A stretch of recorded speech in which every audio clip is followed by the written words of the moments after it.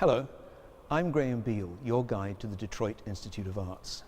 I'm standing in one of the DIA's great galleries surrounded by several dozen fabulous works of art. They represent just a few of the 60,000 or so objects that we have in our permanent collection.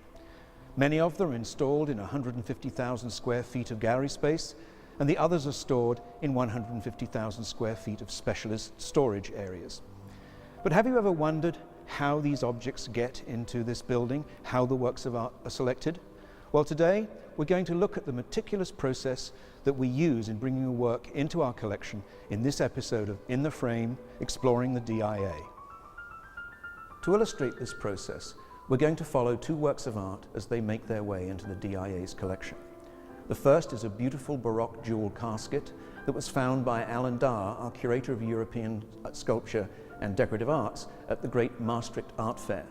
The other is an Asante sword that was found at a dealer's by Nie Kwakapong, curator of African art.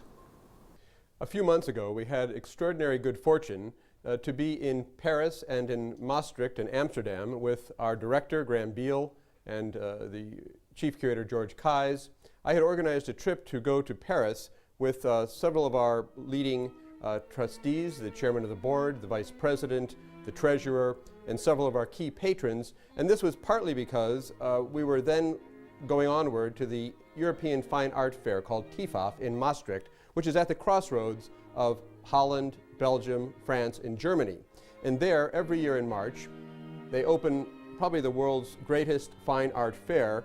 And one of the advantages of attending the European Fine Art Fair in Maastricht is that every major collector, most of the major museums are represented by their curators or their directors, and oftentimes by some of their leading patrons. And while I was looking first intently at this myself, I happened to notice the curator of the Metropolitan Museum, who's a good friend of mine and is German and a great specialist on this period, and he gave me a piece of information that even the dealers didn't know, namely the name of the cabinet maker, Johann Valentin Gevers, who collaborated with Telat. And subsequently, when I showed this piece to our group, to the directors the next day, we made a phone call to our museum internationally to find out what funds we had and what we might need. And then I think to the great credit of the director and to the chairman of the board, Eugene Gagaro, we assembled the group actually the next morning. I explained the great importance of this. We have nothing like this piece in our museum's collection, and it's a great tour de force of cabinet making, of silversmith making from the most important factory in Europe, that is in Augsburg in Germany. There was a collector who I know quite well from New York who was saying, if you don't buy this, I will, and he could have bought it himself like that. But there were other people that I respect from the Rijksmuseum, from Berlin, from Paris, who said this is an extraordinary masterpiece. It is truly, a great work of art to add to anyone's collection, and I thought for our collection, which is so rich and diverse and important in terms of French 18th century decorative arts and some German, that this would add immeasurably to the significance of our collection and was something we truly had to have for the museum. As you see, I'm wearing some latex gloves. That's because the surface of this very beautiful jewel casket is also fragile and has silver and silver gilt, or gold over silver. The oils in your hands can cause that to tarnish, so for protection of this very fine filigree, I wear the gloves. It is made of precious tortoiseshell backed with a silver leaf, with a precious ivory that has been tinted green, and with a combination of silver roundels and gold filigree that the silver roundels go around the cabinet and all around the theme of love and abundance. On the top is a central silver medallion by Johannes Andreas Telat, the leading silversmith, who was considered the best silversmith of repoussé silver, or that is pushed out from the back. And this depicts Venus and Cupid looking at a globe, the globe of the world, and refers to the overall theme of abundance and love conquering the world.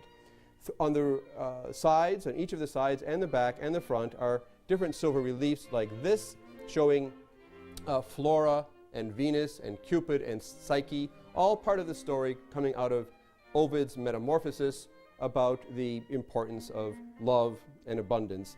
There are also, what's fascinating, and I think particularly was an important point that we responded to, was to see these four roundels of the four continents of Europe and Asia and America and Africa.